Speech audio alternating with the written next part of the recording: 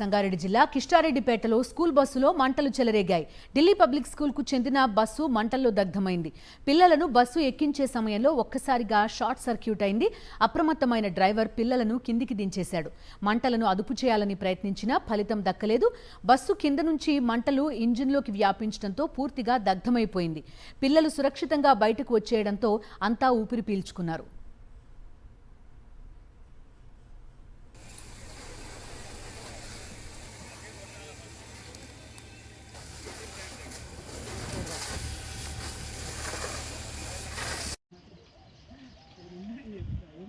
Bus పిల్లల్ని pickup చేయడానికి ఇక్కడ మన రేణిగుంట దగ్గరికి వచ్చిన తర్వాత ఒక ముగ్గురు పిల్లలు ఆల్రెడీ ఎక్కిన తర్వాత కింద బ్యాటరీ దగ్గర చిన్న పొగలు వస్తుంటే అపార్ట్మెంట్ వాచ్మెన్ డ్రైవర్ గారికి అప్రమత్తం చేయడం జరిగింది.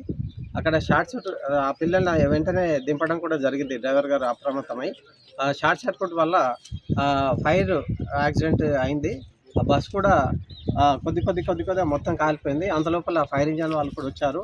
ఆ ఫైర్ ఇంజన్ వచ్చేసి నీళ్ళతో మొత్తం ఆర్పడం జరిగింది. కాకపోతే పిల్లలకు కూడా ఏం జరగలేదు. అందులో పాత బస్సు కూడా కాదు, ఇది కొత్త బస్సు, మొన్ననే రిజిస్ట్రేషన్ అయింది.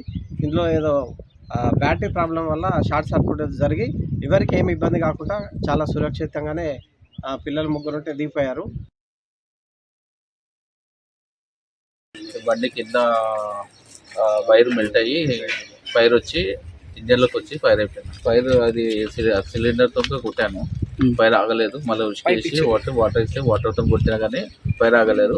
ఆ ఫైర్ వచ్చేసి ఇంజన్లోకి రాగానే నాన్ స్టాప్గా ఎక్కువ వచ్చేసాం మంటలు.